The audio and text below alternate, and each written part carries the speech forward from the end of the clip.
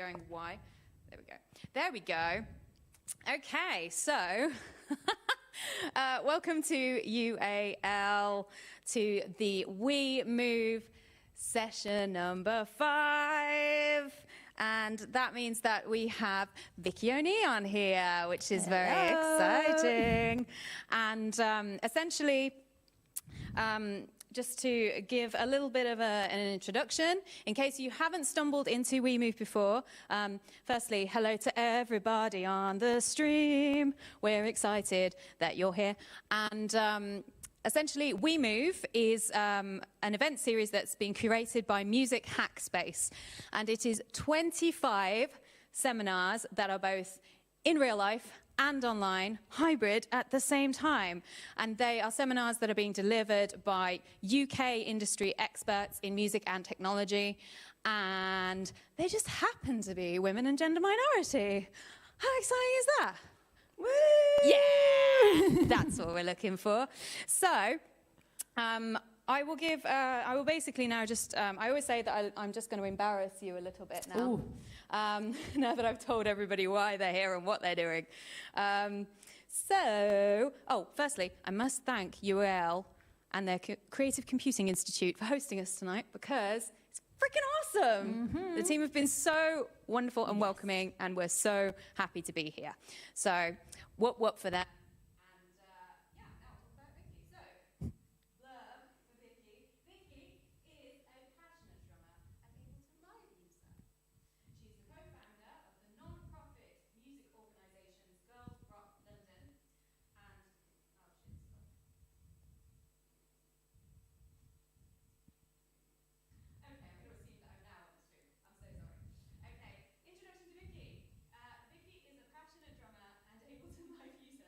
Co-founder of the non-profit music organisations Girls Rock London and in the UK and Rock Donna in her native Finland.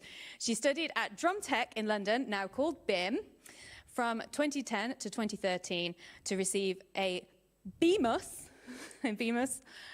in popular music performance as a session drummer.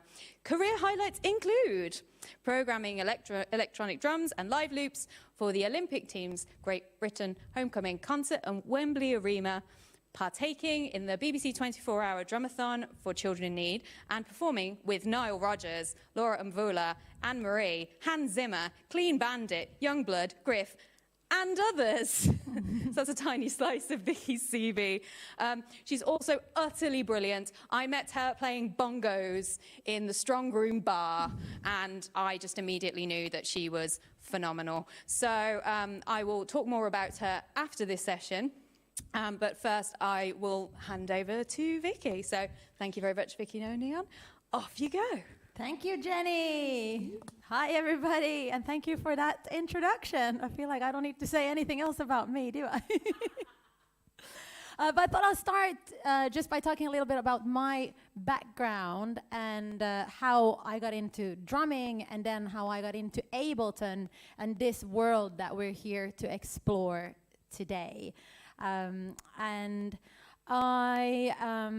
I started playing piano as a 4-year-old, classical piano, so that was my introduction into the world of music. Never ever thought I could make a living out of music.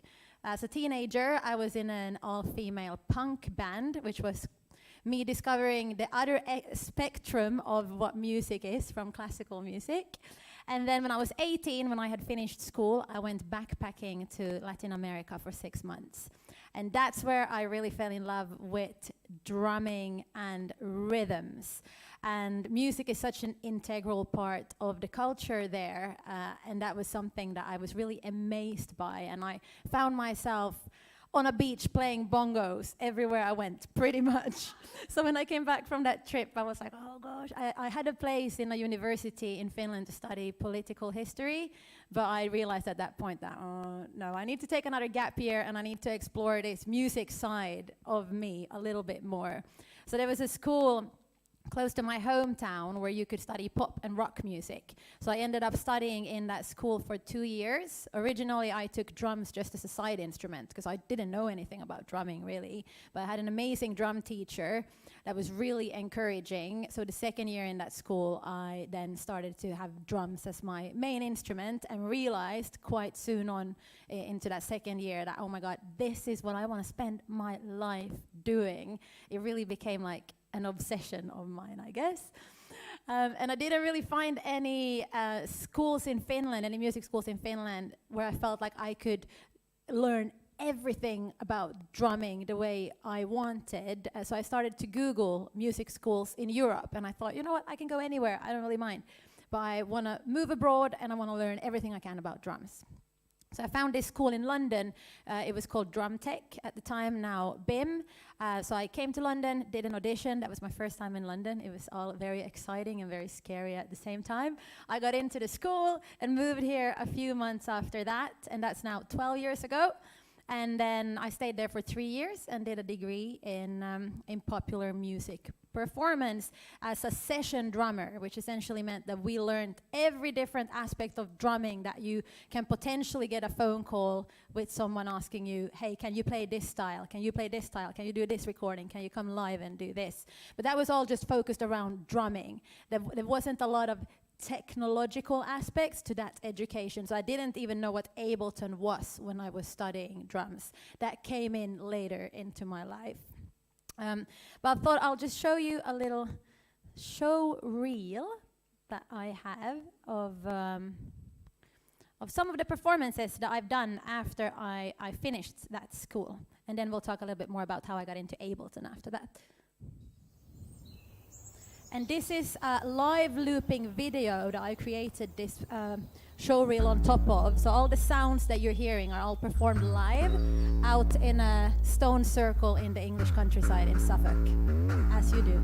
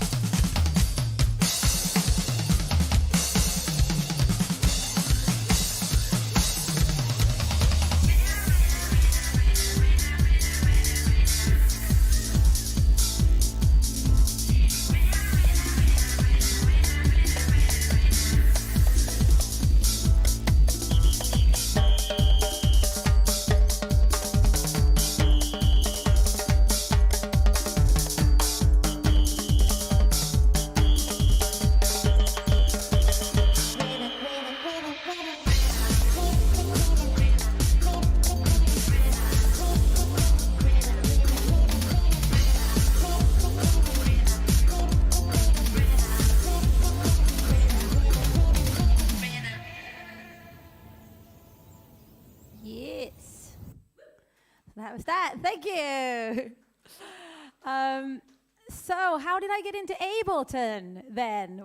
It's this whole other world that can be very technical and very confusing at first. And what I'm going to be doing here today is that I'm going to perform a piece that I've written specifically for you, for us today. And then I'm going to be breaking it down step by step and try to demystify some of these aspects of like, what is going on here? How does this work? How can you do all of these cool things where you're basically a one-person band? Okay, so I first got into Ableton when I was in an originals project where we used Ableton to perform just 2 people, but it sounded like a full band. And I was just blown away by what you can do with this platform, because anything is possible essentially. So I didn't do any of the programming for that band, but that got me hooked to want to learn. And then I started to write my own music, which I had never done before, but I started in Ableton because it's just such an easy creative platform to generate ideas. So I'll just show you a little snippet of the first song that I ever wrote in Ableton, and then I made a music video for it. It's called Dump Trump, and I had just come back from the States, and Trump had just been elected president, so I wrote this song.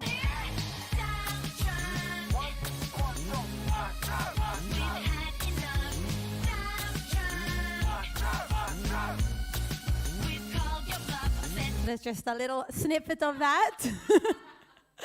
And what I love about Ableton is how you can just take a little loop, and that can be an idea for something, and then you just spin with that idea, and you add another loop, and before you know it, you have a song. And that keeps happening to me. That is like, you don't even realize that you've written a song until it's just there in front of you. So that's what happened with that one. And then when I really got stuck in and really fell in love with Ableton was when I started to work with an artist called Rachel K. Collier. She's an amazing producer and a YouTuber as well. And I started to work, I became her drummer. So she has 2 drummers for her live shows, and she's doing all sorts of mad things when it comes to live looping in Ableton. So being able to work with her, I just learned so much about what's possible to do with Ableton. So here's a little video of one of her songs that we performed in a brewery, actually.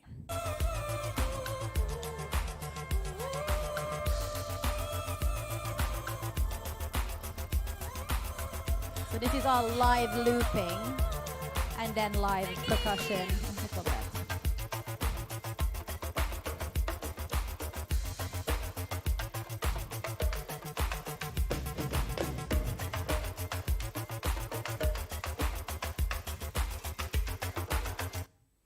And I learned even more about the songwriting process inside of Ableton because me and Rachel also then wrote an album together called Tiger Punch. So I'll just give you a little preview of that.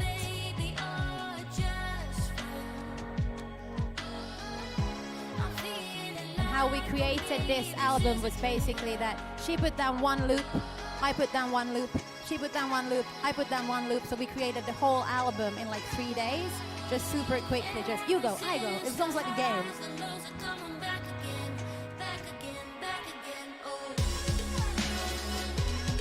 So this is all V drums and percussion, combination of those two on the whole album. And I love fusing electronic and acoustic sounds and elements, which you will see a little bit today as well.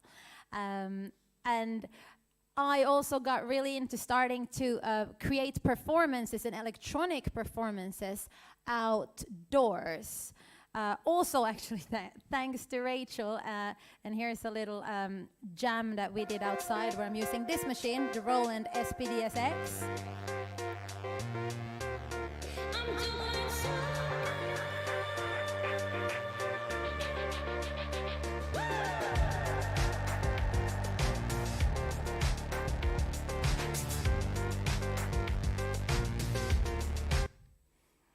So after this, I thought, you know what, I can do this as well. So I started in the beginning of 2021. I started my own YouTube channel, just creating all sorts of different content. Most of it is related to Ableton and drumming one way or another. And I started to do different live looping performances, and one of the things that I said I love doing is to go outside and do it. And there is this company, they're called MyVolts, and they make these cables that basically means you can plug electronic equipment into a power bank. So that's how a lot of this stuff is possible. And here is me in the Finnish archipelago being stuck out on a tiny, tiny little boat with my Ableton and my Roland SPDSX. And what do? You have a jam. And 3, 4.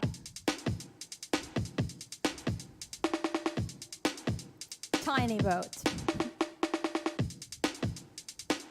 And what's so funny with Ableton and electronic devices is that a pad can become anything. So first it was a drum, then it was a synth, next is going to be a bass line. It's the same pads I'm hitting, but because of Ableton, it's changing the sounds underneath each pad. And there will be a lot of that happening in today's performance as well. And then last week, I actually released my first debut single called Cold Ass, and the whole idea behind that song came from, I was in Finland in January in my hometown, and I really wanted to film an electronic video outdoors out on the frozen sea, because it's so cool that we go out driving with cars out on the sea in the winter, and the fact that you can even do that. So I thought, why not record a whole performance out there? And that was sort of the inspiration to this whole song. So I'll just show you a little snippet of that live looping performance.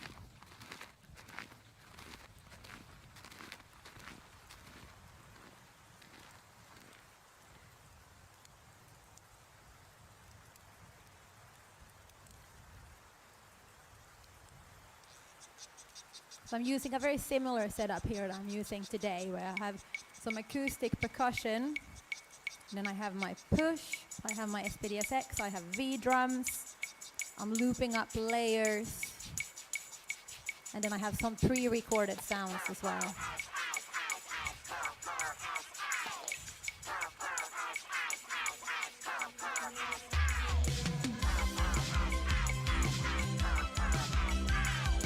So here all the synths are pre-recorded, I just set to start at the same time, and then the drums are live.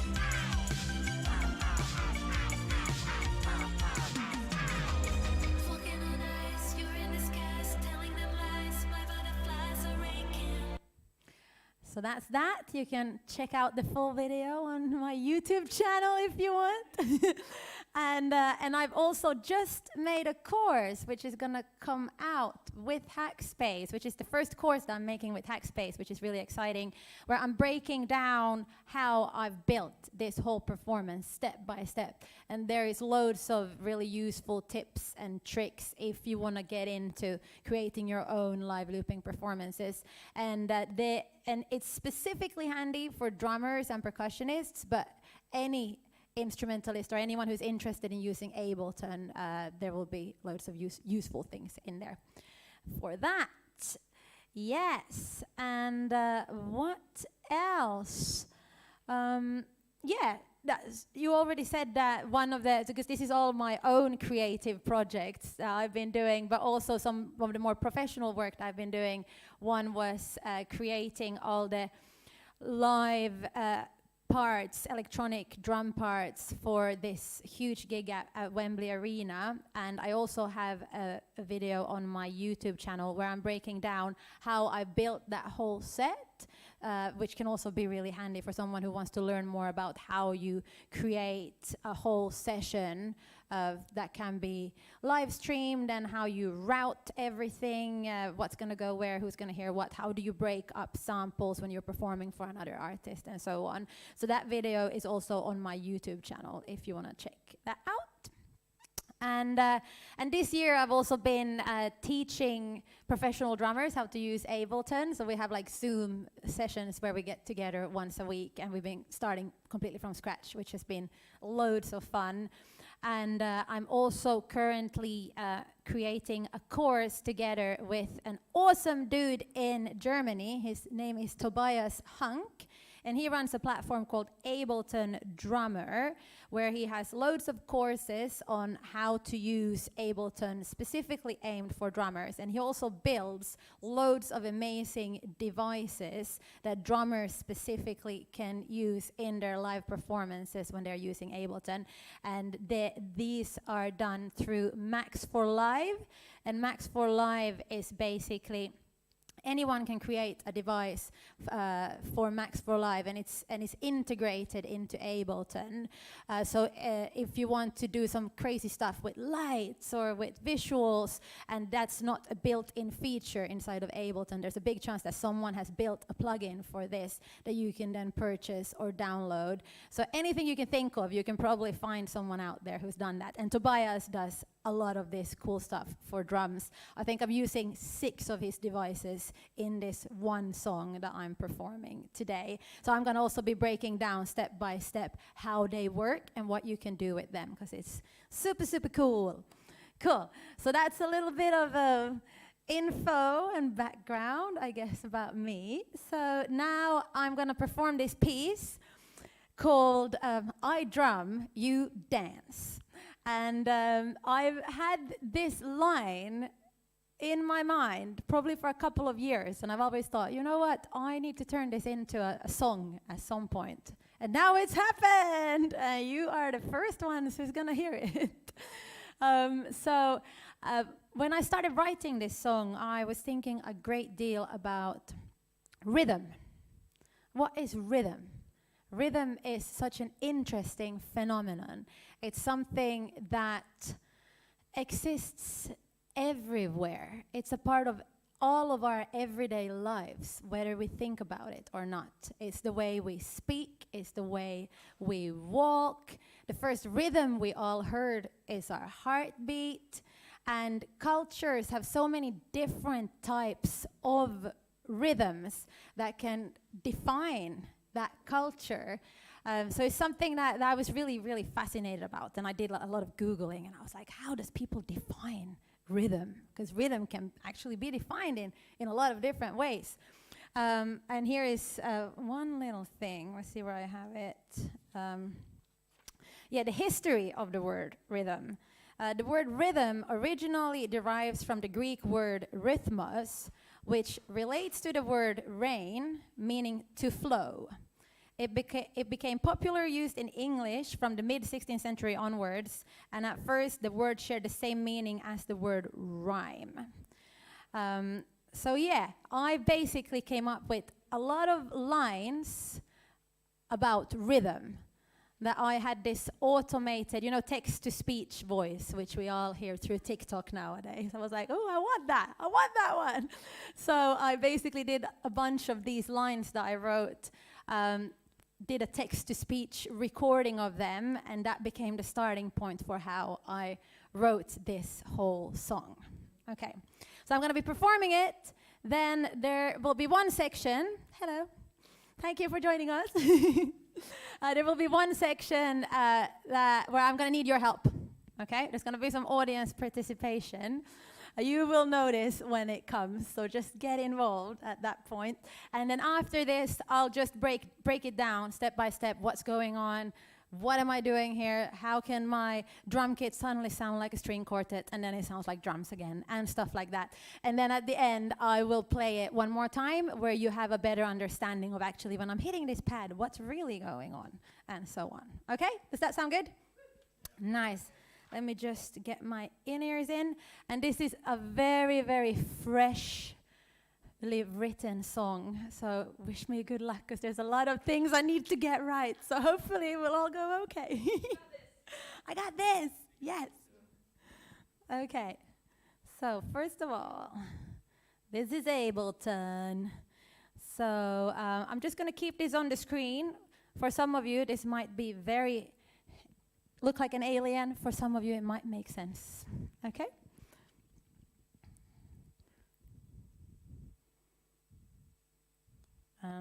Hello? Do we have some vocal effects now?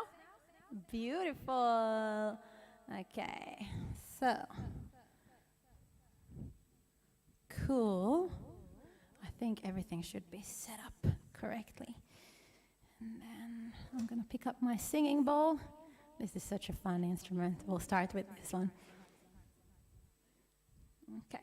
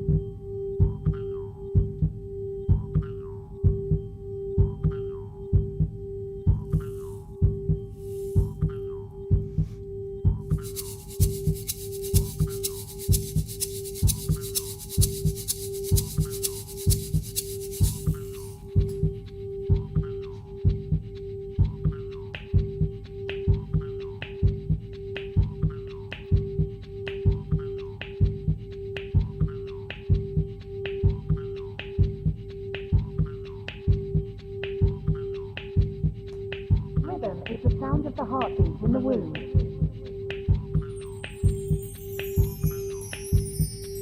Rhythm has ancient evolutionary roots.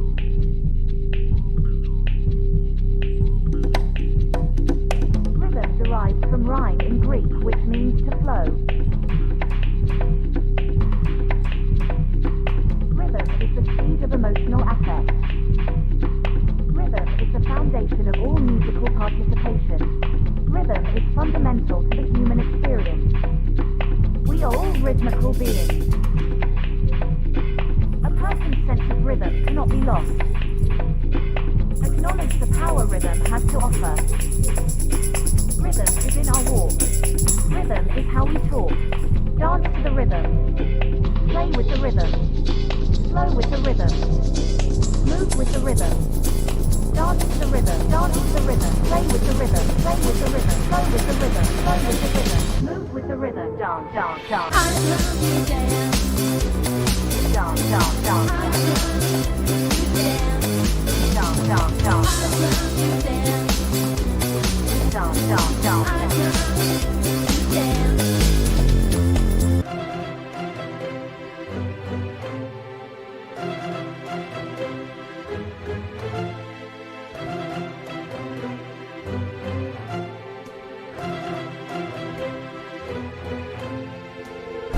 A regular recurring motion. Rhythm is the timing of the steps of a dance. Dance to the rhythm, dance to the rhythm, play with the rhythm, play with the rhythm, flow with the rhythm, flow with the rhythm, move with the rhythm, move with the rhythm. I love you, dance. Dance, dance, dance. I love you, dance. Dance, dance, dance. I love you, dance. Dance, dance, dance. I love you, dance. Dance, dance, dance. I love you, dance. Dance, dance, dance. I love you, dance. Dance, dance, dance. I love you, dance. Let's have a dance! Woo! Dance, dance, dance. Dance, dance, dance, dance. Dance, dance, dance.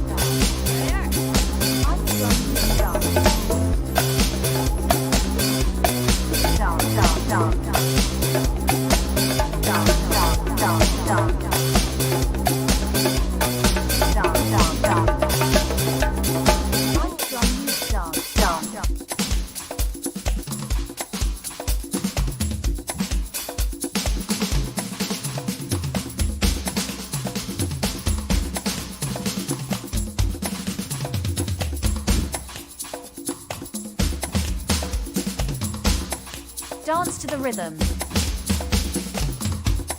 Play with the rhythm. Flow with the rhythm. Move with the rhythm. When I say I, you say drum, I. When I say I, you say drum, I. When I say I, you say drum, I. When I say I, you say drum, I. When I say you say dance, you. When I say you say dance, you. When I say you say dance, you. When I say you say dance, you.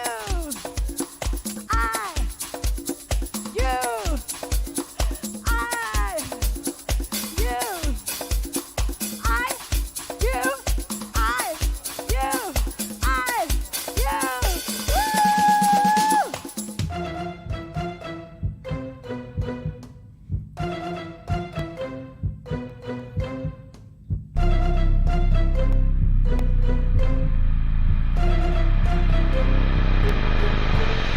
I love you, dance. Dance, dance, dance. I love you, dance. Dance, dance, dance. I love you, dance. Dance, dance, dance. I love you, dance. I love you, dance. Dance, dance, dance. I love you, dance. Dance, dance, dance. I love you, dance. Dance, dance, dance. I love you, dance.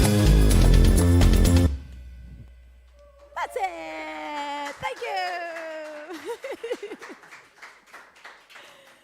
Nice. Thank you for the audience participation. That was wicked. Okay, so let's try to work out what is going on there. And we're going to do questions at the end. Wait, first let's turn off this echo. So it's a little bit easier for you to hear what I'm saying. We're going to do questions at the end. So if you have any questions, save them. And then we'll do a round of all the questions you have towards the end, because there might be people at the live stream that also have some questions that they can then get asked. So you on the live stream also, you can ask your questions in the chat and they will be answered towards the end. Okay, so what is going on here? At first I thought maybe I'll just talk a little bit about the gear that I have here and how everything is connected and plugged in. So I have my Roland V drums. These are called TD27KV. And I love them. This is the first pair of electronic drums that I've actually owned, because prior to this, I was always really frustrated being an acoustic drummer.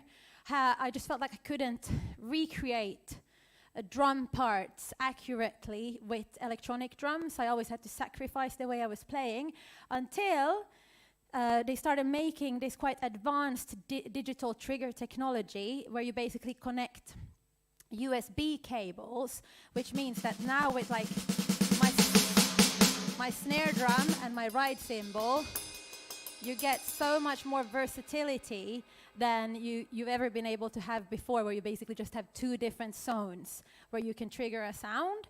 So I really like it now, and there's so many pros with having an electronic drum kit. One of them is, for example, being in a space like this, a quite small room. If I would have had an acoustic drum kit here, it would have been really loud. And it would have just been, we would have needed to have like far bigger speaker system for actually any other sounds to come through to find a decent balance. So with electronic drums, obviously, you just adjust that to the mix, which is a lot easier. And then also when it comes to the sound options that you have, obviously with electronic drums, you can have almost any drum kit that you either use as a third-party plugin or built-in sounds from Ableton, or Roland, this module has amazing drum sounds built into it. So that's another pro, I think. And then also when it comes to drum recording, I don't know if anyone is an acoustic drummer in the room or on the stream, but you know that it's a quite complex thing to record drums, acoustic drums well. It requires the right space to do so. You need to have a lot of different microphones and so on, whereas with this, I literally just need a USB cable and I can do multi-track drum recording, including a virtual room mic and overhead mics with any drums that I have here. So that's like a few things that have sort of like converted me from being an acoustic drummer for so long into this world. However, it never feels quite the same playing an electronic kit as playing an acoustic kit. And you also just don't quite get the same feel and sound in the room that you do get from acoustic drums. Yeah, but for this performance, I have audio coming from here, which is this drum kit. But then I'm also using Midi mapping. So I'm changing a drum kit, which is actually happening automatically from inside of Ableton with one of these Max for Live devices called Melody Trigger that I will break down a little bit later. So now, boom, I've transformed my drum kit into a string quartet instead. So that's super fun, and that's something that's only possible with electronics, obviously. You can do it with acoustic drums if you would have triggers on here, but then obviously you would still hear the sounds of the acoustic drums, whereas here we can only hear the string quartet, which is super fun. Okay, so that's the V drums. So I'm using both audio and MIDI here. Here I have my Roland SPD-SX. I don't have any audio coming out of here, so I have sounds coming out of here. Dance to the rhythm. Like these, Play with the rhythm. But they are all coming from my Ableton session. They are coming from drum racks inside of my Ableton session. Let's see if I can find them. So I'm only actually using Midi here, and I'm doing a lot of Midi mapping in between these two. So I have all sorts of things happening from here. I have sounds being triggered. I have also different parts of the song starting at certain places. So for example, here, just before the chorus kicks in, I hit this pad. This section comes in when I hit that specific pad. And then I also start and stop loops from here, because some of the loops I'm doing, I don't have time to reach over here from push. Most of the loops I was doing, I did start from here and will come to push next. But some of them, I'm busy over here. So rather than having to like go from here over here, I've just set it up so I can start a loop by hitting a specific pad on my SPDSX instead. Cool. And then I also have Hand Sonic 10, which is basically electronic hand percussion. And Roland has this is a quite old model actually. I think they have one now which is called HPD 20, which is probably far more advanced than this one. But it still it sounds great, I think, and it has loads of different percussion instruments and also full drum kits built into here, and it also has like this beam where you can affect the sound and stuff like that. So this one is just audio out of here that I'm recording straight into there. Have chimes, bongos, some more just acoustic hand percussion. And then I have my Ableton push that I'm most of Ableton push is basically it's an instrument made by Ableton, which is an amazing tool both when it comes to songwriting and live performance as well. It's really easy to basically create loops of ideas that you then start to combine with each other, and without having to touch your computer. And it's something about not having to touch your computer when you're in the creative flow and in the performance flow. Well, in the performance flow it's often not even possible, but even when you're creating, that just puts you in a different headspace, when you can move knobs to change effects rather than having to like do that with your mouse. It can be different ideas that comes out as a result. So I love Push, and I'm using Push 1, which is a quite old model. They have a Push 2 that's been out for many years already, but I've just been so attached to this one ever since I got it, and it's working fine for what I'm doing, so I haven't upgraded yet, but maybe it will happen soon. So what I'm doing from my Push is that I'm starting a lot of different loops, and it's when you create a live looping performance, the hardest part is almost to like structure how you're gonna build it. So you have a piece of music that you've created, you have a production, and then but then you're like, well, how do I now twist this around and turn it into something where me as one person can perform this live? And that's probably where I spend the most time, just trying to work things out, because ideally you would want to loop up everything that you've created, but that's simply not possible. Sometimes it is, but often it means that you just lose momentum, because when you want the chorus to hit, you want everything to come in at the same time. You don't have time to loop up all of those layers. So there's a like constant sort of battle between like, okay, how much do I focus on like performance and entertainment and getting a good structure live versus being technical and doing cool stuff. And I always try to remind myself that for the audience, it is about the performance and the connection that you make with the audience. And often I try to have as many things actually automated inside of Ableton as possible, so I can then, when I'm on stage, more just focus on my performance and what I'm playing, rather than having to think too much about what I'm gonna hit next, and how I'm gonna loop things up as well. So usually what I do is that in the beginning I loop up as much as I can, but then as the song goes on I might do a little bit of looping, which I did here. I looped up my drum kit halfway through, but that was the only loop I created after the song actually kicked in, if that makes sense. And because I'm primarily a drummer and percussion player, I try to also then focus on those elements, looping them up live, but having synths and bass lines and stuff like that, that I have pre-recorded that I will just trigger with one hit when they actually start. But another thing to then think about when you are creating your loops is in where you're gonna place them, basically. So if we look at,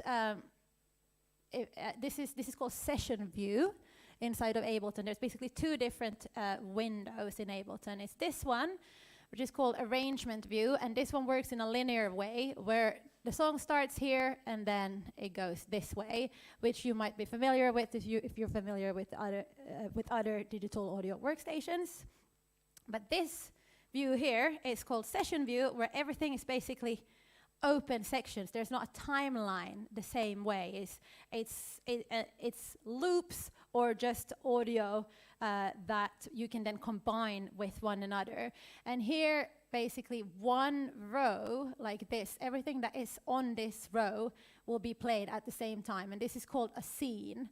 So if I hit this intro scene now, Rhythm is the sound of the heartbeat in the womb. everything that's on that same line will start at the same time, and the same goes for the whole song. So you think about the song more in different sections like this, in different scenes, essentially. So when you're looping things up, you really need to think about, well, what loops do I want to come back when?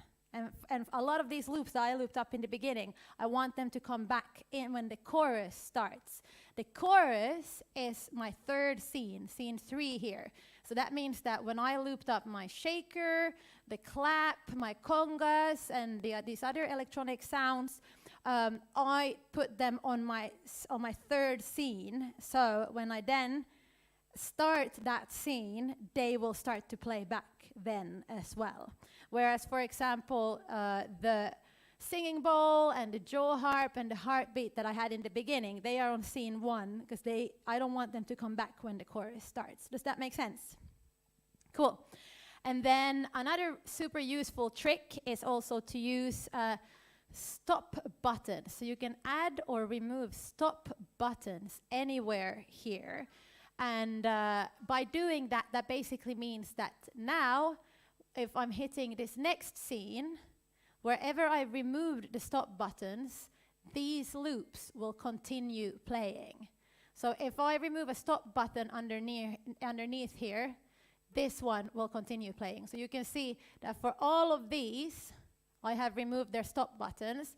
And that's because when we hit the solo section, when I was just jamming, I wanted the percussion to continue. So everything else stopped, but I was just jamming along to the percussion, which I recorded already in the beginning. Yeah?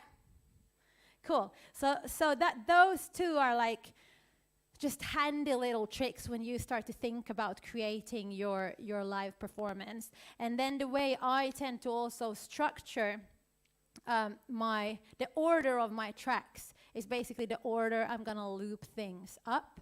So then push almost works as a little cheat sheet for me, because I can just look at the screen and it says, oh, congas, cool. That means I'm gonna do the congas next. So it just helps me to remember in what order things are gonna come in when I'm looping them up. And also color coding is another thing that I think helps a lot. So in my session, I've created everything is pink that I'm looping up live. And that basically means that when I'm practicing and I'm running things over and over and over again, I go, cool, okay, now I'm just gonna delete all the pink clips so I can start again, because I also have some pre-recorded sounds here. So if we then move to the right of this session, then we can see here, for example, all these light blue clips here, they are pre-recorded stems that I have in the session, so I know to always leave them there. And then I also have dark blue clips, for example, and they are different automated program changes. For example, when the V drums are automatically moving from the audio from the V drums to the strings, That's an automated change that I've made on those channels, and I keep all of them dark blue. And I'm going to go into a bit of a detail showing you how to do that as well. So color coding, really spend time thinking about how you're going to structure your performance, in which order you're going to loop things up, where you're going to put those loops, where those clips are actually going to be looped up, are just handy little tricks. Okay, so there's a lot of automation happening when I'm performing, and one of the big things that is happening is something called follow action, which means that Ableton is automatically moving to the next section of the song without me actually changing. I'm not hitting anything. Some of the parts I'm hitting a pad to start the next section, but for a lot of it, it's just happening automatically. And that's possible through something called follow actions. And follow actions, if we drag out this master window here, we can see it a little bit clearer. And then we press any of these numbers here. So follow actions, so basically when you press any of these numbers here, this little window appears up here, which is called a scene view. So here you get the different properties of what that scene, that line of all of those clips have. So you get the time signature, you get the tempo, and then you also have this box called follow actions that you can press, and then it turns on and it becomes yellow if you press it. So here you can basically set it to do all sorts of different things. You can say that, okay, after how many amounts of bars do I want it to jump to where, basically. So what I've done in this performance, the intro doesn't have one, because I manually, because I don't know how long I want the intro to be. So I don't want a set length there. I want it to be an open section. But then I'm pressing this pad up here, and that means that this scene here starts. And after that, there will be some automated follow actions happening. So you can see that this follow action is set to 1 bar, and after that, it's going to jump to the next scene. So automatically after 1 bar, it's just a little quick. Move with the rhythm, dance, dance, dance. And then you saw that I automatically jumped to the chorus after that.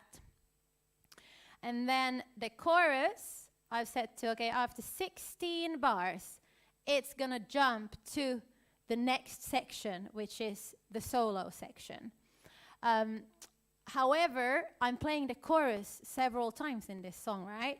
I'm doing it 3 times, actually. So after the first time, I'm only playing it for 8 bars, and then I'm manually hitting a pad that will basically take me somewhere else, and it will take me to this string part. So basically you can override the follow actions by, for example, Midi mapping something and say that actually now I want to go there instead. But then the second time the chorus comes, I let this follow action play out, and that will then take me to the solo section. And the solo section is also an open section in a sense that it has some backing tracks, some pre-recorded sounds that are playing. Let's have a listen. Oh, now there I also have this drum loop that I recorded on there. But if we take that away, it has these pre-recorded sounds, but they are not looping. They are a set length. So after 16 bars, they stop, and then I'll just continue jamming by myself. And then when I'm ready with that section, which will be different every time I do it, then I hit another pad that I've assigned to then go to the final build of the song, which we have here. And this final build goes on for 8 bars, and then after that, it will now... What will it do? It will jump, it says. I've selected jump because I want it to jump back up to the chorus, which is scene number 3. So then I just typed in scene 3 there, and that means it jumps back up to the chorus. And then when I'm done with that chorus, I don't want it to go back to the solo section, which it would be if it would just follow the follow action. I want it to stop. So I have then mapped this pad up here to just stop all the clips, and that's how the song then stops. So with the follow actions, it's also a little bit of like working out what works. How can I jump between different sections? And one of the big challenges there as well is to make sure that the loops that you've created in the beginning, that they will all play back exactly when you need them to play back. Because you can go and manually duplicate loops to different scenes after you've looped them up. But that takes time. And once you're going, your hands are probably busy doing something else. That's what I often find. So that's follow actions, really handy little tool that I use loads. And then let's talk a little bit about Midi mapping, because Midi mapping is something that I am doing loads. Most of this set is built on Midi mapping one way or another. So Midi mapping essentially means that you're telling Ableton to be controlled by any of your Midi controllers. My V drums can be a Midi controller. My Roland SPDSX can be a Midi controller. I have tiny little Midi controllers here with me. This one I often use as a part of my live set as well, if I want to control effects, for example, or if I just need additional pads. If I don't have enough pads as it is. This one is called an Akai LPD8. And actually, I've written a whole album with just these two. Because I travel around a lot, so I love having like tiny little instruments that are easy to carry around. And this one is an Akai LPK25, which is just a tiny little MIDI keyboard that you can turn into essentially any instrument. And then also talking about tiny gear, I also have an interface which also is a field recorder by Zoom called U44. And this one is amazing and super handy when you're traveling, because it's really light, has 2 input channels, also has MIDI, and then you can also use it as a field recorder when you're out recording sounds, and then you can just come home, plug it in. It doesn't need any power, it doesn't need any driver, you just connect it straight with a USB cable into your computer, and then you can use it as an interface. So this is like travel kit tips. Okay, so, and that's all related to MIDI and MIDI mapping. So if you open this window up here called MIDI, you can see that these are all the MIDI mappings that I've done for this song. And how do you MIDI map? First, you need to decide what you want to MIDI map. For example, if I want a specific instrument to be looped at a specific place, like my V drums here, for example, I know that I want to loop up the V drums when I'm in the solo section. So this is my V drum channel. It's on scene 4. So what I've done here is that when all of this is blue, which means that it's in MIDI mapping mode, I've pressed this first, saying, okay, this is the clip that I want to be looped up. Okay, by what? I want it to be looped up by this specific pad over here. So then I hit that pad. Let's remove this now so you can see it happening in action. So select that one, hit this, and then it's like, okay, now this when I get out of MIDI mapping mode. So now when I hit this pad, you can see that this starts to record here. Until I hit it again. And then the recording stops. Okay? So you can do that with, so that's what I've done with a few different starting and stopping loops. And then also I can do the same thing for whole scenes, for whole sections of the song. So if I go to here, you can see that this section, actually these 3 sections are all MIDI mapped that I'm starting manually from my Roland SPDSX. And I'm trying to do all these kind of like starting new scenes, starting new sections of the song, all from my Roland SPDSX. And and keeping, because I could do it from my push as well, but I try to keep a separation. And also when you're in the middle of performing, it's actually easier to hit something with a stick than to suddenly get your finger out and find the right button to push. Okay, so let's see where I want to go next. Yeah, so we can just have a little look through then how I've actually built all of this step by step and see if there are things that I've missed on the way. So if we start from the beginning, where I'm starting to loop up the singing bowl, I have my hands completely busy there, right? So there I've used my piano sustain pedal, actually, that I've connected to my Roland SPD-SX, the foot switch output. And then, again, I've MIDI mapped this to this, if we go up here. I've MIDI mapped this to this clip here. So that means that when I'm pressing this one, there's a loop starting on the singing bowl channel. When I'm hitting it again, that loop stops, okay? It starts to loop back. So I just get into like getting a nice tone from the singing bowl. I don't know if you've ever played a singing bowl before. It can be a little bit tricky to get a tone out of them initially. So I just take my time until I have a nice tone going, and then I start to record a loop that I'm starting when I want and I'm stopping it when I want. That's my first loop. Boom, done there. Then after that, I'm moving on to push, and I'm doing a lot of loops from push. And here I have the fixed length feature selected, which basically means that it's a fixed length recording that will happen, and then after that specific length it will automatically start to loop back by itself.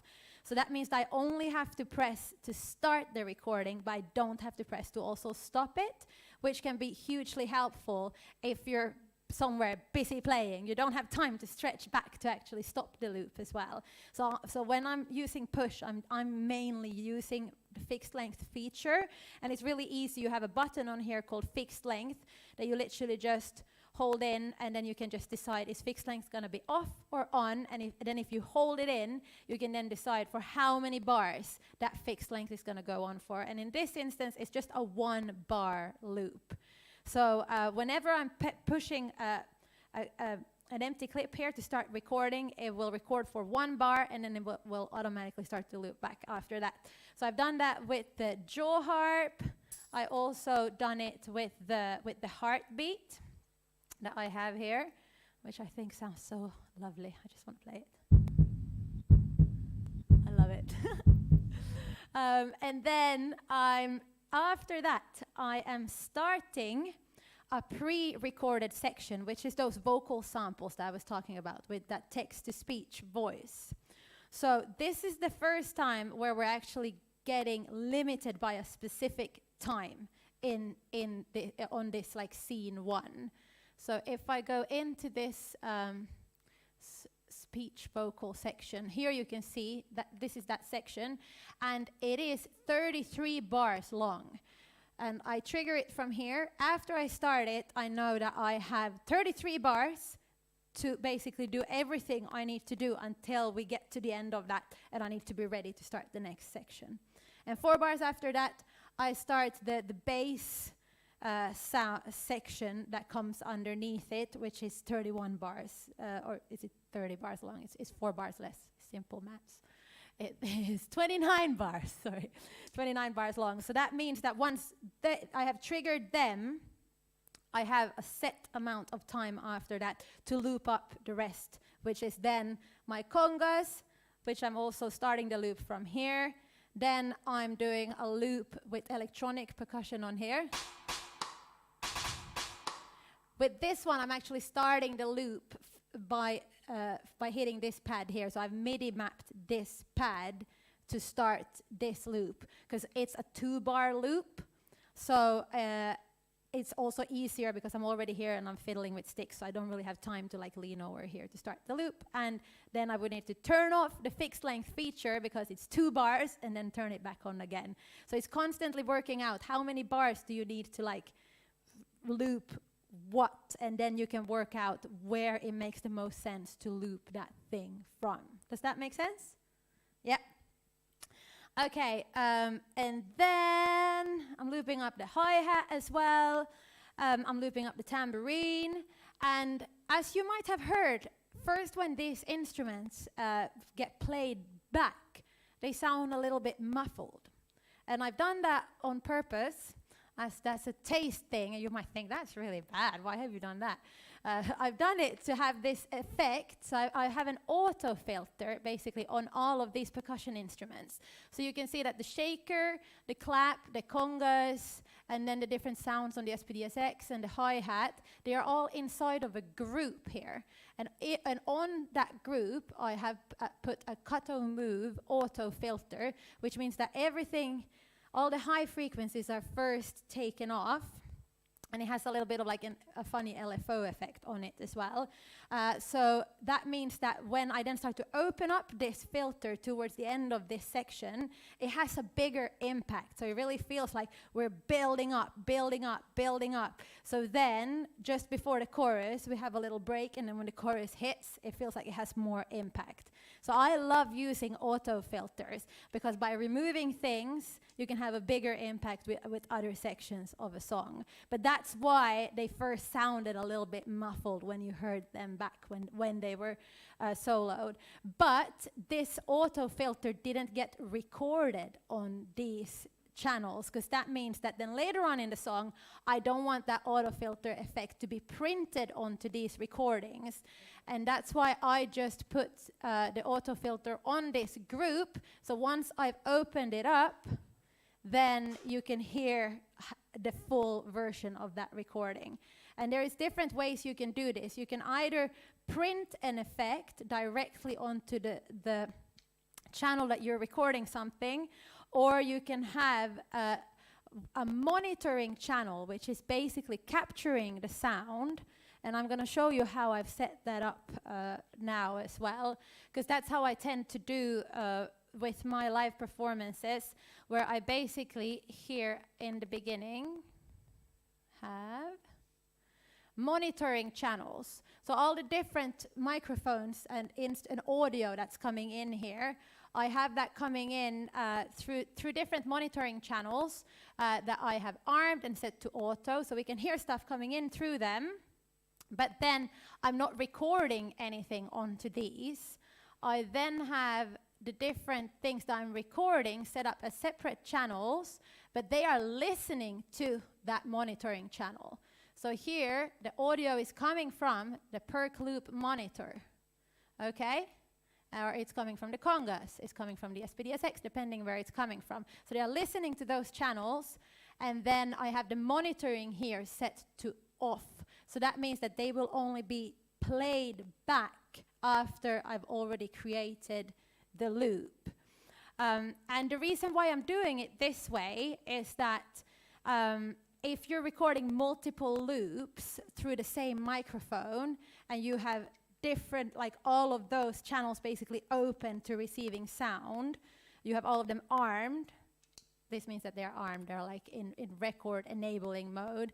That means that that signal would then quadruple. If you have 4 channels, for example, that you're doing, it will be a quadrupled channel sound volume that will come out, and you don't want that.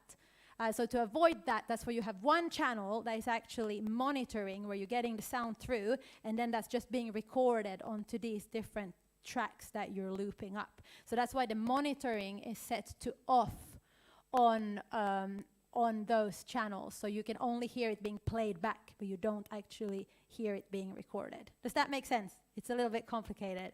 Yeah. Cool. Okay, so let's continue with the breakdown. It's getting easier. It's the first part that I think is the hardest, just seeing like how everything is layered up. So once I'm actually into the song, once I've hit this this second scene and I'm going in, I'm starting to play the drums, I'm starting to sing, then there's a bunch of the follow actions happening. And what's happening after the first chorus is that magically my V drums turns into a string quartet. So how is this possible? It's possible thanks to the melody trigger device that I briefly mentioned earlier. So let's just have a look at that now. So what's happened here, first of all, is that I want to show you how that program change is actually possible. So the program change is possible thanks to this device here, which is called TD27KV Kit Selector. And this is a device that Tobias Hunk, Ableton drummer man, has built. So this is one of the 6 that I'm using. And thanks to this device, it basically, I can create a dummy clip with program changes that says when I'm hitting this next scene, this is automatically gonna happen. This kit is automatically gonna jump to this other kit instead. Okay? So if we open this up, we can go into, so you create a dummy clip basically which has no sounds inside of it, but you can do program changes inside of this dummy clip. So you just double click, that's how easy you create a dummy clip. Okay, so that's what I've done here. And then I've gone into the automation section, which is down here, where you can see the envelopes. And here you open up and you say, okay, this is the device that I want to do some automated changes with. So I select this device, and then I go to the kit menu, because what I want to do is that I want to jump between different kits. So I want to have this kit for one section and this kit for another section. So now we're on the chorus, which means that always when the chorus starts, I want to have this kit called Jara Funk starting, okay?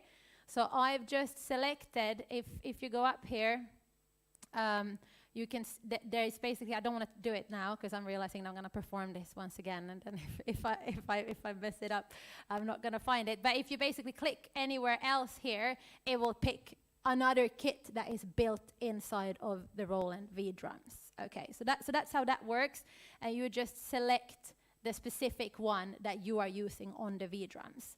And then for another section, for example, here in my strings section, here you can see that I have a line a lot higher up. And it's this specific user kit that I'm using for the string section that is then triggering those sounds. And there is no audio underneath the drum pads for that section. Okay? And same thing when it comes to my Roland SPDSX. And there's another device called Roland SPDSX Selector, which is essentially doing exactly the same thing here. It's also changing between the different kits that I have inside of here. And that basically means that, because I obviously have 9 pads here, but sometimes, or in this performance, I have 18 different things that I need to press from here, but I only have 9 pads available. Well, that's possible if I change to the next drum kit, and then I have different MIDI notes underneath these pads, because it's basically these unique MIDI notes that you assign to do different things that makes all of this possible. So as long as you're using different MIDI notes, then you can do different things from the same pad. So for example, under this pad for my drum kit 1, I have MIDI note 36, but then under kit 2, the same pad has MIDI note 25. So it's 2 different MIDI notes underneath there, which means that as long as I can figure out a way to change kit, there's a whole new, there's 9 new pads basically appearing that I can assign things to. So the MIDI language is almost like endless when we start to think about it in this way. It's quite mad actually, and the hardest part is then to remember what you have assigned where. Which is why I don't have it here right now, but I have these like little sheets that I make, and I recommend that to you if you start to do a lot of MIDI mapping, to have a little notebook where you're actually making a note of what you've mapped to do where on your device, because it's quite easy to forget otherwise. But with these devices, Max for Live devices, those changes are possible through envelopes, basically, these automated changes that you're doing inside of dummy clips here. Okay, and let's now then have a look at the melody trigger. which looks like this. Okay, so first thing you have to do when you're using the melody trigger, it's basically listening to a MIDI instrument that you have. And in this case, I have a double bass. I have 2 double basses, 2 violins, and a marimba. And they are all actually playing the same part, but just in different registers or a harmony. But it's the same length of notes. Yeah? And that's the line that you actually see over here. So what's happening is that it almost creates like a step sequence, where each time you hit a pad, it goes to the next note, and it moves like that. And the first thing you have to do when you're setting up your melody trigger is that you need to take the MIDI part, which I have here. So this is what this MIDI part looks like. And first of all, I just select all of that, I copy, and then I go to my melody trigger, and then I go to the sequence edit section, and then I import the clip here. And I've also selected pitch and velocity, because I want to use the pitch and velocity information from that MIDI clip also. And now you can see that that part has now appeared here when I've imported it. And then you can say, okay, well, where is that going to be played from? What MIDI notes are going to be triggering this? And in this instance, I have 4 different pads that is playing this sequence. So you can have a range of different pads, or you can have just one. You can have just one pad, or so as you see, it actually doesn't matter which of the 4 I'm playing, which makes it a lot easier. Great! So that's just up to you how you want to perform it, what you want to do. But in this instance, what I've done is that I've set a range. I've set a range saying, okay, from this MIDI note to this MIDI note, anything in between those notes will play the next note in the sequence. It doesn't matter which one I hit, any of them will do. And you do that by going here to range, and then you just do sync here. You press this sync button, and then you hit the lowest MIDI note in that sequence, which in this case is D1, and then the highest one. Well, how do you know what MIDI note lies under this snare drum or lies under that tom? That can be really frustrating, because all different MIDI instruments have like different notes hidden underneath them. Some of them you can change really easily, some of them are a bit harder to change. Well, Tobias has another amazing device called a MIDI monitor. That's what we all need in our lives if we're working with MIDI, because you basically just drag in this device and it will tell you exactly what all the notes are that you have. So the MIDI monitor will come in really, really handy. And in this case, we can see now that the lowest note is D1, and we also have a G1, A1, and then a C2. So then the highest one will be C2, and the lowest one will be D1, because G1 and A1 falls within that bracket, okay? And then one of the challenging parts, which I did not do perfectly in this performance, which you might have noticed, one of the challenges is that if this sequence doesn't start at the top, or if you do, by mistake, do a little double like this, your whole sequence is off. And that's so confusing, and it's really frustrating when that happens. So I've come up with a system so far which kind of works, because I'm only just starting to play around with this stuff, is that I have one pad which doesn't have any sound, but it just resets the sequence. So whenever I hit the right symbol, it resets this sequence for me. So now when I start again,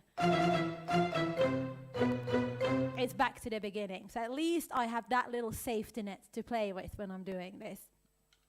And you reset it just by going to Trig, Edit, and then you have the reset button here, and I've done the same thing here. I've synced up B2, sync, which is that pad there, and then that one is assigned to always resetting the sequence. Cool. So that's melody trigger, and you can do this with whole sections. It doesn't have to be just individual notes that I've done now. It can be whole sections that you're re-triggering. So there is some artists that don't use live looping at all. Some drummers, for example, there's an amazing artist called Shiminyo. I don't know if you've heard of him. He's creating his whole full live set just using melody trigger, essentially. So when he's hitting his right cymbal, sometimes there's all the instruments of a certain part of a song that's being triggered at the same time. So he's worked out rhythmically how he can reconstruct his whole songs just by performing and programming this way. So there's like so much within this world that can be done, and this was just a little taster of that. Let's see where we have the clock at, because I could go on talking forever. I think it's time to probably open up for some questions.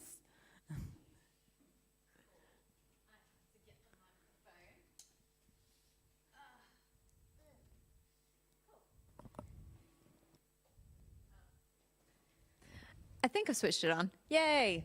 Okay, so we're going to open up first to questions in the room in case people on the live stream need a moment to basically decide if they want to ask things or what they want to ask. So, and this microphone is primarily for live streaming purposes, which is why you can't actually hear it here. It's so that they can hear me. So, does anyone have any thoughts, questions, comments? Any burning words? Well, firstly, did you enjoy this? Yes. Good. Everyone's relieved. Okay, cool. Is there anything that you saw or heard Vicky talk about that you wanted to follow up on? Like, oh, that's cool, but I'm not sure I understood X. Yeah. I'm going to do this. Okay. Hi. Yeah, I was kind of curious about the filter thing that you mentioned. Like, what other filters are there? Say again, sorry, I have these in, which makes me deaf. Yeah, for... So, yeah. So, in terms of filters, I mainly use different versions of this auto filter, because inside of Ableton, I can show you, if you go inside of here, you go inside of audio effects, and here are all the different effects that you can choose from. So if we go into auto filters specifically, they have loads of different presets here. And what I usually do with any effect that I'm using in Ableton, because I don't know how to use all of them super well, but I often just experiment. So it's almost like making a soup, and you're just trying out different things. Well, it's slightly different because you can actually remove something here, which you can't do when you're making a soup. I mean, you can try. Yeah. But you're just testing out different things. And all these auto filters here will basically react in a slightly different way, will have slightly different features.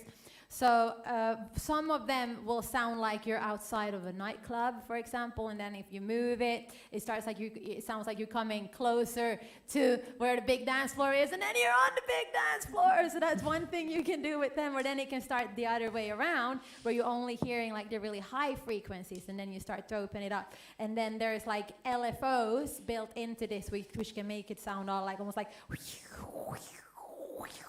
a wave like that, and then you can move it around depending on like which parameter you are changing here.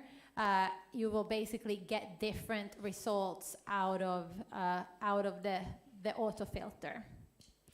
Yeah, so that's what I would say about the filters specifically, but there are so many other super cool effects inside of Ableton as well that can do all sorts of crazy stuff to your sound. And I always thought something like sound design is quite scary until I started to realize that it's just playing around and it's just having fun. You don't need to understand what all these different buttons are doing. You just try and see what happens.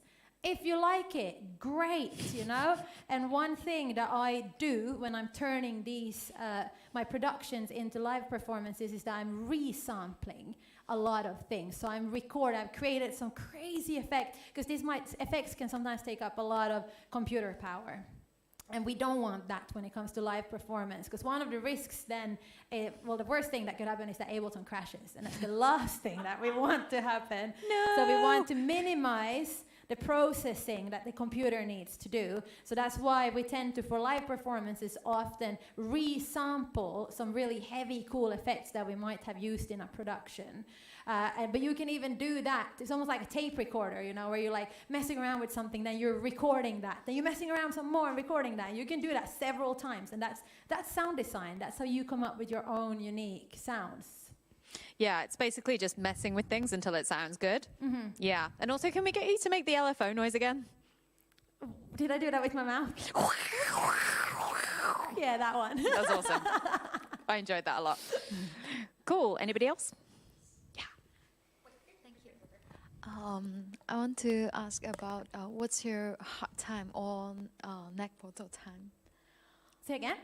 Sorry, I'm wondering like how do you get through like any of your like hard time or like bottleneck time? Okay, yeah. Oh, those happen all the time. You should have seen me preparing for this workshop. I think experience helps, because the hard times will always come in the creative process, no matter what we are doing, no matter what field we're in, I think. It will always, I mean, I always refer to the creative sandwich, or whatever you want to call it, where it's like you're starting off and you're like, oh, this is fun, this is great. And then you're like, oh, actually, this is a bit challenging. Then you're like, oh my God, this is really hard. And then you're like, this is shit. Then you're like, I'm shit. And that's the place. That's the place that you always get to, where you just want to give up, but you think, this is never going to get anywhere. Why did I even start? Why am I even playing drums? I should do something else with my career. And then you think, no, okay, no, I'm going to get through. And that's the moment where you just need to know that you are going to come out on the other side. And also almost accept that that's a part of the process. It is. And just continue working on whatever it is that you're doing. Just continue chipping away.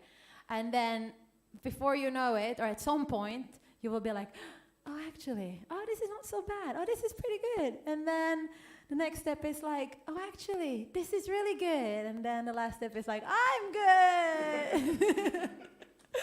So that's, I guess, the only advice. We all experience it. But when you're there, it's no fun. But it's just knowing that it's a part of it, right? Yeah. Absolutely. Anybody else?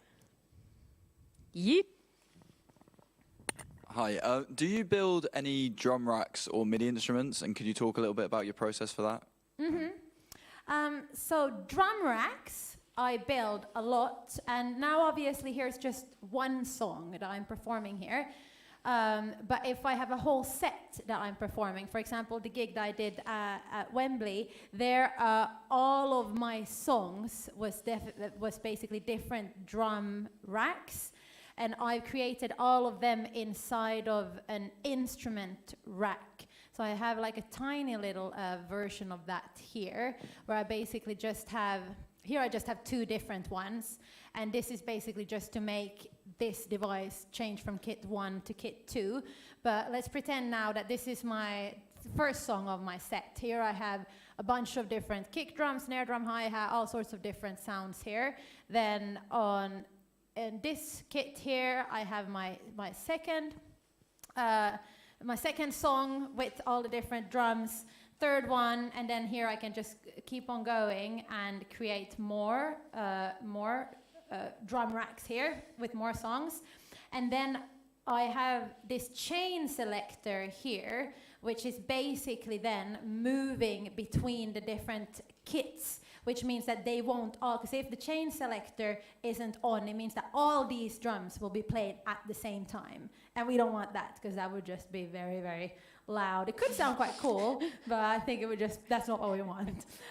So with the chain selector, which you open up here basically, we can get the separation where we can say that, okay, this one is now going to be played, or this one is going to be played.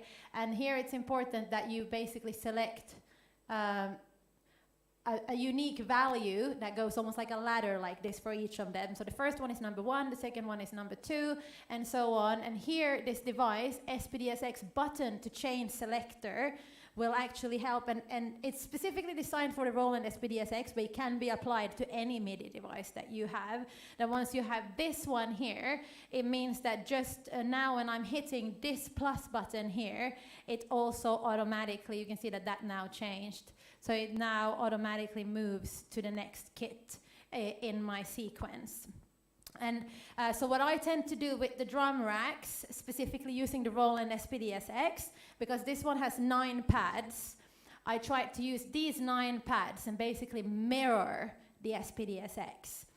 So that means that regardless of which drum kit I'm on, always when I'm putting a sound here, it will be this pad here. So that means that I created a system for myself that is easy to remember afterwards, which is quite important when you start to, again, use a lot of like different MIDI notes. It can just get really, really messy quite easily. And then another thing that's quite important here, for example, is if the sound engineer, like an acoustic drum kit, would want to have a separation between your kick drum mic or your snare mic or your toms. So they would want to have a different output from your kick, your snare, your toms, your hi-hat, and so on. You can actually create return tracks that you can send to different monitoring channels. So here, if we open this little R up here, here we can see return tracks, which is basically almost like a sub-mixer that I've created inside of Ableton, where I can send out through different outputs different sounds. So I set this up so I have all my Ableton, like pre-recorded Ableton sounds coming out of 1 and 2. Right now we decided in the end to have everything come out of 1 and 2.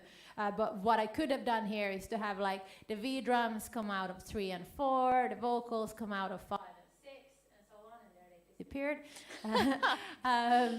Don't go! So then what you can do here is that, for example, this one could be my kick drum, this one could be my snare drum, this one could be my hi-hat, and then I could create also here, if I press the little R here, I create chain return, and then I could mirror this chain down here to basically be sent to, if this C now would be the kick output, then I would send this chain to this return, and then I would assign that specific kick drum to this chain. So there's quite a few steps, but I'm just showing you what's possible, because when it comes to actually going out and doing stuff live, routing becomes extremely important. What sounds are gonna get sent where? What am I gonna hear? What am I gonna send to the sound engineer? Because you can actually create a mix for your individual mixes for your whole band just through your own Ableton set, depending on how many outputs you have from your sound card. Did that answer your question? Yeah. Good? Cool. Any more? Okay, I've got a couple from the stream, which gives you guys a break. Yeah, from the stream. So I have a couple from Marta and one from Moss right now. I'll go and see if they've sent more in a minute. Oh no, I took a photo and I didn't put it in a note. There we go. Marta is asking, beginner question, how can I stop loops that I don't need to play back, but without triggering a whole new scene? So say that again. How can I stop loops? So how can I stop loops that I don't need to play back, but without triggering a whole new scene? Okay. So I'm not sure I fully understand the question, but if I understand what she might mean is that she's maybe started, she's created a loop, and then at some point she wants that specific loop to stop, but she doesn't necessarily want to go to the next scene. She doesn't want to start the next section of a song. That sounds about right. Yeah. Yeah. So the way you can do that is that you can actually set your whole Ableton session set to toggle mode. So if we go into recording, warp and launch, here you can set the default launch mode. I have it on toggle rather than trigger. The default, when you first open Ableton, is trigger mode. That means that every time you hit that clip, it will just trigger it and start it again. However, if you have it in toggle mode, it means that it will toggle between the two. So if you hit it once, it will start, but if you hit it again, it will stop. If you hit it again, it will start. If you hit it again, it will stop, okay? So if you have your whole session set to toggle mode, and this is also something that you can actually go in and do on each individual clip. So I can just go into my shaker here, and I can go into here, this one, and then I go into launch, and I can just say, well, only for this specific clip, I want this to be in toggle mode, although I want the overall setting to be a trigger mode setting, for example. Yeah? Awesome. Okay, second Marta question. Also, any tips to loop different sections of a song, maybe with different chords, one after the other, like an intro, a verse, and a chorus? Or is it the only solution to pre-record things? That's the $1 million question. Marta nailed it. There's no easy answer to that, and I feel you, Martha. It is tricky because essentially you want to be recording and creating everything live, but I've realized that the best way is to just have some stuff pre-recorded, or then you just need to somehow create an arrangement where it works to break down and do some more looping up. But there might be some people that have far better answers than me to that. I think people on the stream are actually already troubleshooting it, which is kind of cool. Great. Let me know. I want to know. Okay, awesome. So we have a question from Moss, who's awesome. We know Moss. When you have a song or melody in mind, Vicky, do you already conceptualize it as a forthcoming performance? And if so, does that influence its production? Ooh, Moss. It's a good one. Question. Ooh. Chicken, I think egg, it depends. It really depends on what I'm doing and what I'm doing it for. When I wrote this song, I knew very much so that in a week's time I'm going to be sitting here performing it. So I had in mind very much sort of like the process of flipping it live at the same time as I was writing it. This can sometimes be very inhibiting, actually.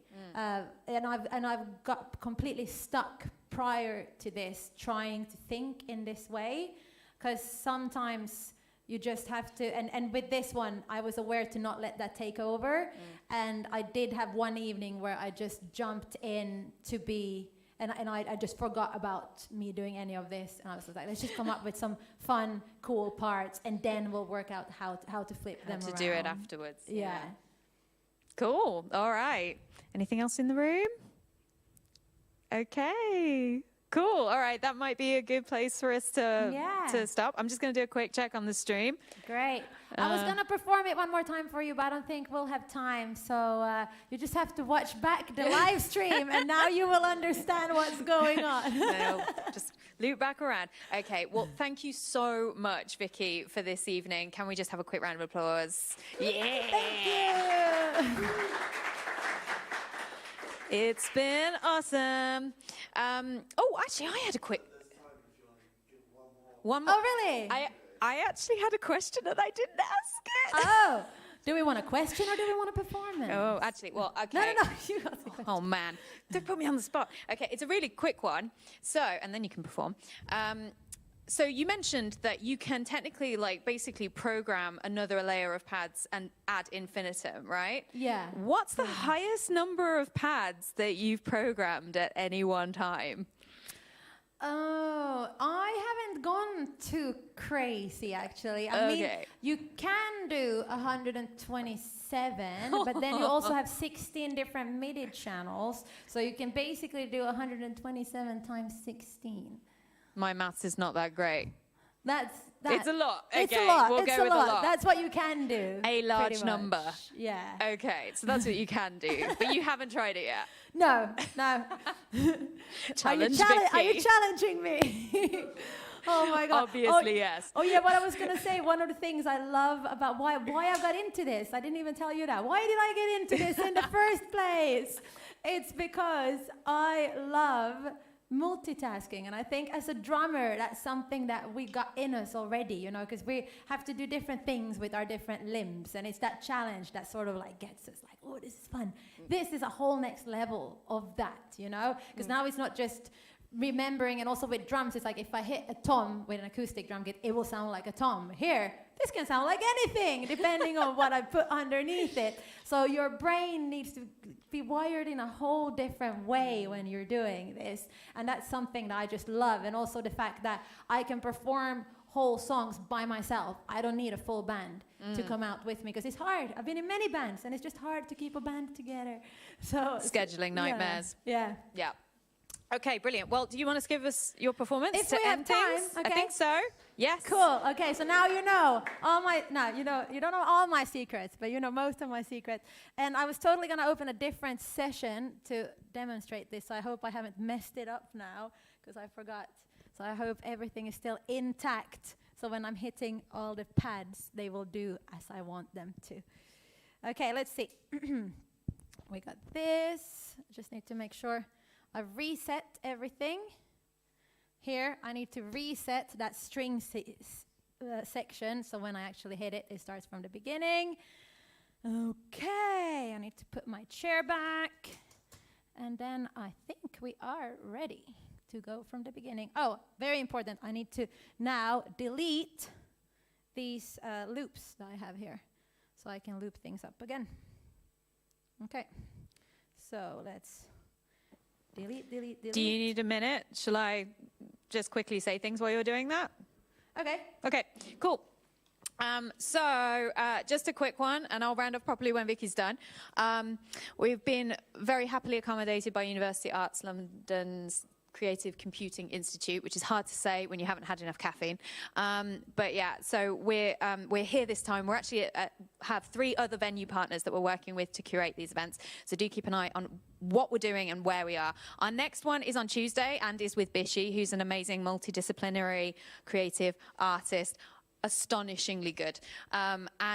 She will be talking about technology and agency as an independent, multidisciplinary performer.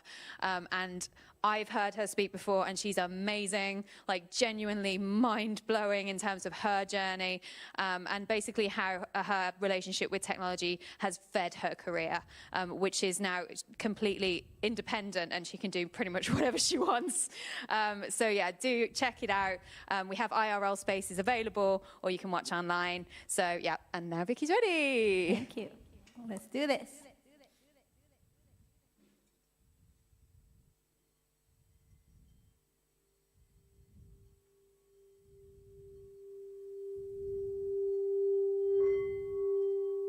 So now I'm going to hit the foot pedal.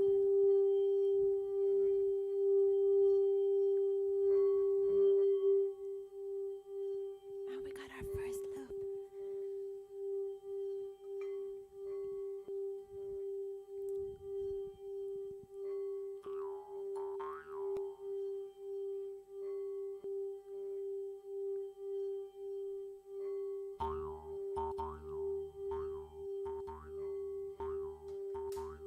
Next heartbeat.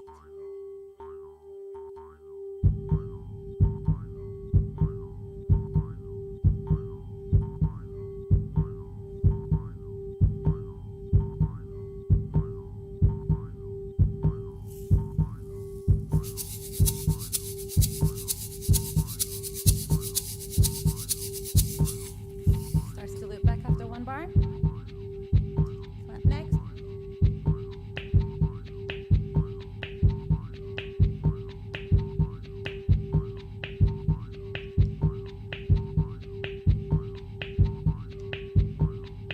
Now I'm starting those vocal samples. Rhythm is the sound of the heartbeat in the womb. So the timer is on. Bass lines comes in. Rhythm has ancient evolutionary roots. Starting conga loop. Rhythm derives from rhyme in Greek, Starting which this means loop. to flow. Rhythm is the speed of emotional affect. Hi-hat loop next. Rhythm is the foundation of all musical participation. Rhythm is fundamental to the human experience. We are all rhythmical beings. Tambourine. A person's sense of rhythm cannot be lost. Acknowledge the power rhythm has to offer. Rhythm Now is I'm in gonna our start to walk. open up this filter so we Rhythm can is how hear we all these talk. recordings properly. Dance to the rhythm. There we are. Play with the There we rhythm. are. rhythm. Move with the rhythm. Dance to the rhythm. Dance to the rhythm. Play with the rhythm. Play with the rhythm. Flow with the rhythm. Flow with the rhythm. Move with the rhythm. And now Dance, into the dance, dance. dance. Dance, dance, dance. Dance, dance, dance. Dance, dance, dance. You dance.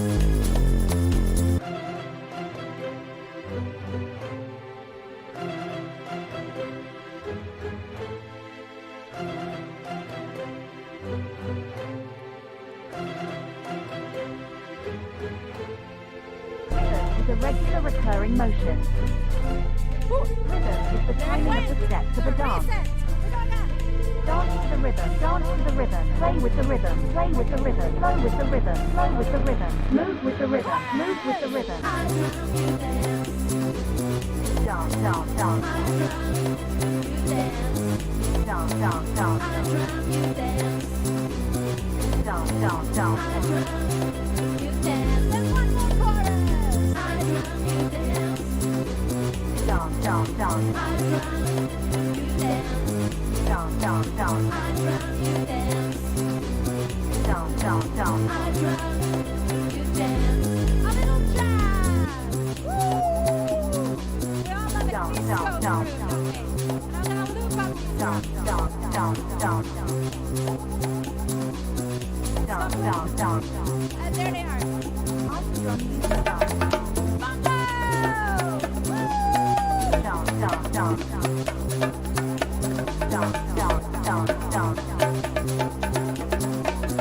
Dance, dance, dance. And freestyle! Dance, dance.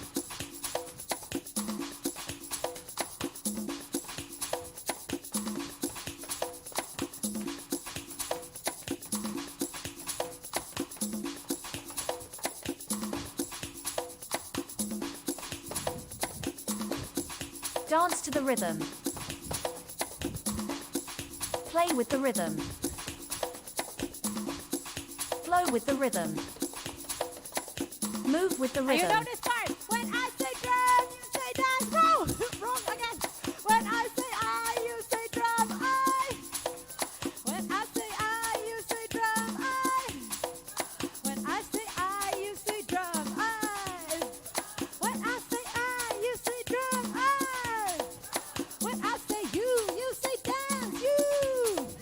When I say you say dance. You. I. You. I. You. I. You. I. You. I. You. I. You. I. You. Ah, woo! Let it happen again. Let's go.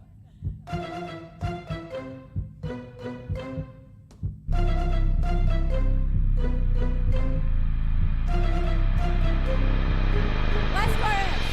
I drum you dance. Woo! Dance, dance, dance. I drum you dance. Dance, dance, dance. I drum you dance.